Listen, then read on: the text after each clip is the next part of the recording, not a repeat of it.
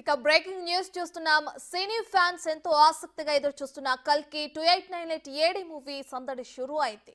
దేశవ్యాప్తంగా కల్కి cinema release అయింది. ఉదయం నుంచి బెనిఫిట్ షోలతో థియేటర్ల దద్దరిల్లిపోతున్నాయి. ముఖ్యంగా తెలుగు రాష్ట్రాల్లో ప్రభాస్ ఫ్యాన్స్ చేస్తున్న హంగామా మామూలుగా లేదు. అన్ని థియేటర్ల వద్దకు ప్రభాస్ ఫ్యాన్స్ భారీ సంఖ్యలో తరలివచ్చారు.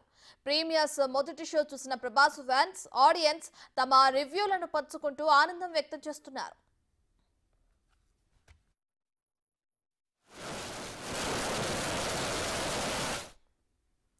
మహాభారతంలోని కొన్ని ముఖ్య ఘట్టాలకు ఆధారంగా చేసుకుని కల్కి 2898 ఏడి సినిమాను రూపొందించారు.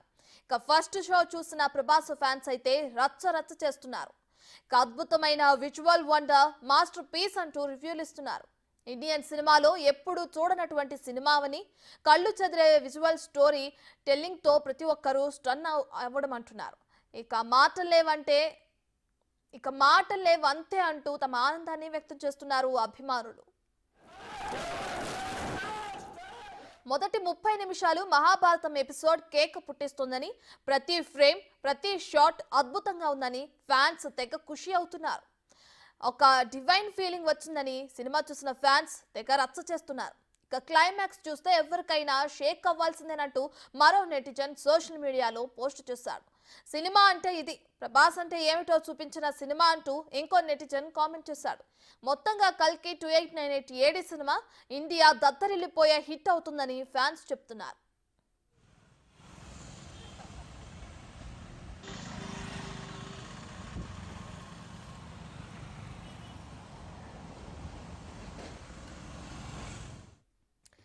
ఇక కల్కి మూవీ అప్డేట్స్ ని మా ఇద్దరు ప్రతినిధులు అటు హైదరాబాద్ నుండి రామ్ ప్రసాద్, అలాగే వైజాగ్ నుంచి రాజు అందిస్తారు. అయితే ఫస్ట్ వైజాగ్ రాజు దగ్గరికి వెళ్దాం. రైట్ రాజు, మార్నింగ్ షో అయిపోయింది. కల్కి మూవీ రివ్యూస్ ఏ విధంగా ఉన్నాయి, అసలు ఆ ఫ్యాన్స్ ఏమంటున్నారు? కల్కి సినిమా విషయానికి వచ్చేసరికి అభిమానుల ఆనందానికి అవధులు లేకుండా పోయి, ఎందుకంటే ఆదిపురుష్ తర్వాత ప్రభాస్ నటించినటువంటి కల్కి సినిమా చూసి వచ్చినటువంటి వాళ్ళు ఇంటర్వెల్లో సినిమా చూసేసరికి వాళ్ళలో ఒక తెలియనటువంటి ఆనందం వ్యక్తమైనటువంటి పరిస్థితి ఉంది. థియేటర్లో ఎవరో కూడా సీట్లలో కూర్చొని సినిమా అయితే చూసినటువంటి పరిస్థితి అయితే లేదు.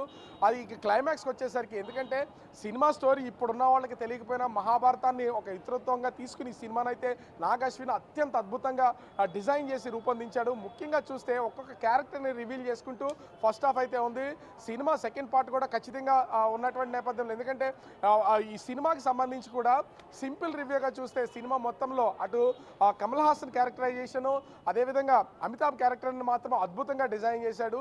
ఫస్ట్ హాఫ్లో అటు అమితాబ్ బచ్చన్కి ప్రభాస్కి మధ్యలో ఉన్నటువంటి ఫైట్ సీన్ చూసి అసలు ప్రభాస్ అభిమానులు అయితే కేరింతలు కొట్టడమే కాదు, సీట్లలో కూర్చున్నటువంటి పరిస్థితి కనిపించట్లేదు. వచ్చినటువంటి వాళ్ళు కూడా ఇక్కడ బ్యాంక్ బ్రోస్ పేరుతో ప్రభాస్కి వైజాగ్ టౌన్ వైజ్ ప్రెసిడెంట్స్ వీళ్ళందరూ అభిమానులు కూడా ఉన్నారు. సినిమా చూసినట్టున్నారు, ఆల్రెడీ రాత్రి నుంచి ఇక్కడే ఉన్నట్లుగా ఉన్నారు. ఎట్లా ఉంది సినిమా? మీ రివ్యూ ఏంటి, ఏం చెప్తారు? అసలు సినిమా అయితే నెక్స్ట్ లెవెల్ అన్న, అస్సలు ఎక్స్పెక్ట్ చేయలేదు. క్లైమాక్స్ అయితే అస్సలు ఎక్స్పెక్ట్ చేయలేదు. నెక్స్ట్ లెవెల్ ఉంది. మేము ఒక రేంజ్ అనుకున్నాం, మా రేంజ్ దాటిపోయింది సినిమా. క్యారెక్టర్స్ ఎట్లా ఉన్నాయి? ఒక్కొక్కళ్ళు అటు అమితాబ్ కానీ, కమల్ హాసన్ కానీ, ప్రభాస్ కానీ, దీపికా పదుకొని కానీ, అంటే సినిమా చూస్తున్నప్పుడు గ్రాఫిక్స్కి లీనం అయిపోయారా, లేకపోతే క్యారెక్టరైజేషన్ కూడా అర్థం చేసుకునే ప్రయత్నం చేశారా? చాలా సింపుల్గా చూపించారు. అంటే ఎవరి క్యారెక్టర్ ఏంటన్నది అంటే స్పీడ్గా కట్ చేయలేదు, ప్రతిదీ లెందీగా చూపించారు. ఎవరి క్యారెక్టర్ ఏంటన్నది ప్రతిదీ స్లోగా ప్రతిదీ ఎక్స్ప్లెయిన్ చేశారు. గ్రాఫిక్స్ ఎట్లా ఉన్నాయి సినిమా చూస్తే? అంటే ట్రైలర్కి టీజర్ని చూసినట్టు మీరు సినిమా చూసిన తర్వాత ఏమనిపిస్తుంది? ఏదైనా సరే బాగుంది. అరిసి గొంతులు పోయే అర్థం చేసుకుని నువ్వే ఎలాగుందా సినిమా. సో ఇప్పుడు అంటే ఆల్రెడీ ఒక షో అయిపోయింది, ఒకే థియేటర్లో 2 షోలు సినిమా చేసినట్టు అభిమానులతో మీరు మాట్లాడినప్పుడు అభిమానులు కూడా ఏం చెప్తున్నారు మీరు కాకుండా? వాళ్ళ వరకు ఏం చెప్పవసరం, మేమే అభిమానం కదా, మేమే చెప్తున్నాం కదా, వాళ్ళ వరకు మీరు వెళ్ళాల్సిన అవసరమే లేదు. ఎందుకంటే సినిమా ఆ రేంజ్లో ఉంది. మేము ఆల్రెడీ ఇప్పుడు మ్యాక్నిక్ కూడా వెళ్ళిపోతామని ఫిక్స్ అయిపోయాము. మార్నింగ్ షోకి దొరికితే వీలైతే వెళ్ళిపోతాం మేము అలా టోలో. సినిమా చూసినటువంటి వాళ్ళు చాలా మంది ఉన్నారు. ఎట్లా అనిపించింది ఆ సినిమా చూస్తున్నంత సేపు? ప్రభాస్ని చూసినా, మిగతా క్యారెక్టర్స్ చూసినా ఎట్లా ఫీల్ అయ్యారు? నార్మల్గా అయితే మహాభారతమే చాలా బాగుంటుంది. అలాంటిది ఈ సినిమాలో దాన్ని రిఫరెన్స్ చాలా బాగా తీసుకున్నారు, చాలా బాగుంది. మామూలుగా ప్రతి ఒక్కరు మహాభారతం తెలిసిన వాళ్ళు అయితే ఇంకా ఎంజాయ్ చేస్తారు సినిమాని అయితే. ఖచ్చితంగా చెప్పొచ్చు ఇక్కడ. ఎందుకంటే మహాభారతం సినిమాని అంటే గతంలో మహాభారతం తెలిసిన, మహాభారతం ఇతరత్వంలో వచ్చినటువంటి ఓల్డ్ మూవీస్ చూసిన వాళ్ళైనా కూడా దీని గురించి తెలిస్తే మాత్రము ఈ కల్కిని అర్థం చేసుకోవడం చాలా ఈజీ. ఇప్పుడున్నటువంటి జనరేషన్కి ఖచ్చితంగా ఈ ఫైట్స్, హాలీవుడ్ సినిమాలు వీటన్నింటిని చూస్తున్నటువంటి వాళ్ళకి కొన్ని క్యారెక్టర్లను అర్థం చేసుకోవడం కష్టం. కానీ సినిమాని మాత్రం నాగ్ అశ్విన్ అత్యంత అద్భుతంగా చిత్రీకరించాడని చెప్పొచ్చు. ముఖ్యంగా చూస్తే అటు అమితాబ్ బచ్చన్, కమల్ హాసన్, ప్రభాస్ ఈ 3 క్యారెక్టర్స్ చుట్టూ సినిమా మొత్తం నడుస్తుంది. మధ్య మధ్యలో కొన్ని క్యారెక్టర్స్ కూడా అలా మెరుస్తూ ఉన్నటువంటిది అయితే ఉంది. దర్శక ధీరుడు రాజమౌళి ప్రభాస్తో ఒక సీన్లో కనిపించినప్పుడు మొత్తం థియేటర్ అంతా కూడా ఒక్కసారిగా కేకల అరుపులతో దద్దరిల్లిపోయినటువంటి పరిస్థితి అయితే ఉంది. విజయ్ దేవరకొండ, దుల్కర్ సల్మాన్ ఇలా ఒక్కొక్కరిని కూడా సినిమాలో ఇంట్రడ్యూస్ చేసి ఒక్కొక్క క్యారెక్టర్లో చూపించినటువంటి పరిస్థితి ఉంది. కానీ అమితాబ్ బచ్చన్ ఈ మధ్యకాలంలో చేసినటువంటి క్యారెక్టర్స్ అన్నింటిలో కూడా అత్యంత పవర్ఫుల్ క్యారెక్టర్గా చెప్పుకోవచ్చు. ఈ వయసులో కూడా అమితాబ్ నటన్ని మెచ్చుకోకుండా ఏ ఒక్కరు కూడా ఉండలేరు. ఎందుకంటే తను అశ్వత్థామ క్యారెక్టర్ చేశాడు. సినిమాలోనే దాదాపుగా 8 అడుగుల వ్యక్తిగా సినిమాలో చూపించినటువంటి పరిస్థితి ఉంది. సో ఇలా ఉన్నటువంటి ఈ సినిమాను చూసిన ప్రతి ఒక్కరు కూడా అమితాబ్కి ఇప్పుడున్నటువంటి జనరేషన్ కూడా అమితాబ్ నటనకి మంత్రముగ్ధులు అయిపోతారు. ఇక ప్రభాస్ గురించి ఎంత చెప్పినా తక్కువే. ప్రభాస్ స్మైల్ కానీ, ఆ ప్రభాస్ డైలాగ్ డెలివరీలో ప్రతిదీ నవ్వుతూ చాలా ఈజీగా చేసుకుంటూ వెళ్ళిపోయినటువంటి పరిస్థితి కనిపిస్తుంది.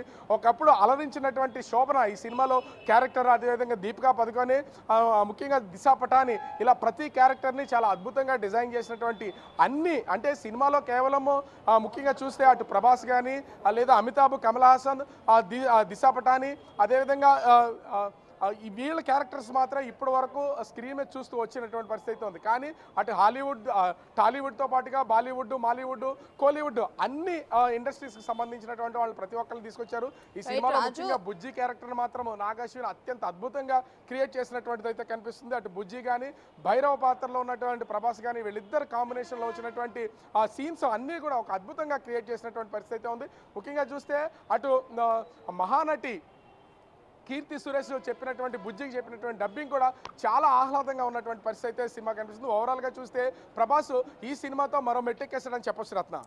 రైట్ రాజు, అయితే గతంలోనే చెప్పారు అటు డైరెక్టర్ నాగ్ అశ్విన్ కూడా ఈ సినిమాకి సంబంధించి అంటే భారతీయ పురాణాలు కానీ ఇతిహాసాల ఆధారంగా తీసిన సైన్స్ ఫిక్షన్ డ్రామా ఇదే అని కూడా చెప్పడం మనం చూస్తూనే ఉన్నాం. అంటే పురాణాలు వీటి గురించి చూసుకుంటే ఇంతకుముందే ప్రభాస్ ఆదిపురుష్ మూవీ తీశారు. అది ఆయన ప్రేక్షకులకు కానీ అభిమానులకు కానీ అంత ఇదిగా చేరుకోలేకపోయింది. సో ఇప్పుడు ఈ కల్కిలో ఇంత బాగా ఫ్యాన్స్ సందడి చేస్తుంది. కల్కి మూవీ రిలీజ్ అయిన తర్వాత ఇంత బాగా ప్రేక్షకులకి టచ్ అవడానికి మెయిన్ పాయింట్స్ ఏమై ఉండొచ్చు అంటారు?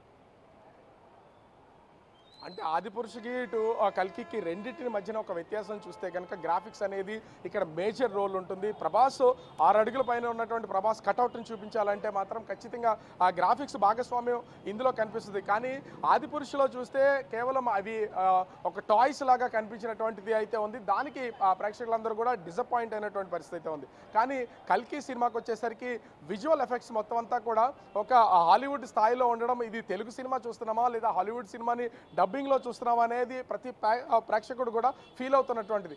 ఎప్పటి నుంచో అంటే పాత సినిమాలను అటు ఎన్టీఆర్ కానీ, ఏఎన్ఆర్ కానీ, కృష్ణ వీళ్ళందరూ నటించినటువంటి సినిమాల్ని మనం పక్కన పెట్టి ఈ మహాభారత ఇతరత్వంలో ఉన్నటువంటి సినిమాల్ని ఒకసారి పక్కన పెడితే గ్రాఫిక్స్ పరంగా ఈ మధ్య కాలంలో అటు రాజమౌళి కానీ అటు బాలీవుడ్కి సంబంధించినటువంటి అనేక దర్శకధీరులు మహాభారతాన్ని తెరకెక్కించడానికి ఎంతోమంది అటు అమీర్ ఖాన్, షారుఖ్ ఖాన్, మహేష్ బాబు ఇలా రకరకాల క్యారెక్టర్స్ హీరోస్ని అందరినీ ఊహించుకుని కథలు రాసుకుంటూ వస్తున్నటువంటిది వింటూనే ఉన్నాం. కానీ చాలా సైలెంట్గా నాగ్ అశ్విన్ ఆ మహాభారతాన్ని ఇతృతంగా తీసుకుని మొత్తం సినిమాని చాలా అద్భుతంగా డిజైన్ చేశాడని చెప్పుకోవచ్చు. దానికి సైన్స్ ఫిక్షన్గా, ఎందుకంటే ఒకప్పుడు కత్తి యుద్ధాలు, గుర్రాలతోనూ కత్తి యుద్ధాలు చేసుకుంటూ ఆ మహాభారతాన్ని చూసినటువంటి వాళ్ళు చాలామంది ఉంటారు. కానీ ఇప్పుడు మొత్తం అంతా కూడా ఆకాశంలో ఎగురుతున్నటువంటి ఫ్లయింగ్స్ మొత్తం అన్ని ఎగురుతున్నటువంటివి గన్స్ కానీ వీటన్నింటినీ చూపించినటువంటి తీరు ఒక అద్భుతాన్నే ఉంది. అంటే దాదాపుగా 800 సంవత్సరాల తర్వాత ఎలా ఉండబోతుంది, ప్రపంచం ఎలా ఉండబోతుంది, అప్పుడు ఎలా ఉంటుంది, అక్కడ వాతావరణం ఎట్లా ఉంటుంది అనేది కూడా చాలా అద్భుతంగా చూపించారు. చిన్న చిన్న బిట్స్గా తీసిన ప్రభాస్కి బ్రహ్మానందంకి మధ్యన ఉన్నటువంటి కామెడీస్ చాలా అద్భుతంగా ఉన్నాయి. ఎందుకంటే వయసు అయిపోయిన తర్వాత బ్రహ్మానందం ఈ మధ్యకాలంలో సినిమాలో నటించట్లేదు, కానీ ప్రభాస్ సినిమా కోసం దీంట్లోకి తీసుకొచ్చినటువంటిది అయితే కనిపిస్తుంది. వాళ్ళిద్దరి మధ్యన వచ్చినటువంటిది కూడా చాలా అద్భుతంగా ఉంది. ఓవరాల్గా చూస్తే కల్కి మూవీ మరొక స్థాయిని దాటి వెళ్ళిపోయింది. వాళ్ళు ఊహించిన విధంగానే 2000 కోట్లు కలెక్ట్ చేయడం అనేది పెద్ద ఆశ్చర్యపడాల్సినటువంటి అవసరం అయితే కనిపించడం లేదు. ఖచ్చితంగా అనుకున్న టార్గెట్ నాగ్ అశ్విన్ అయితే దాటాడని చెప్పొచ్చు రత్న. Right, thank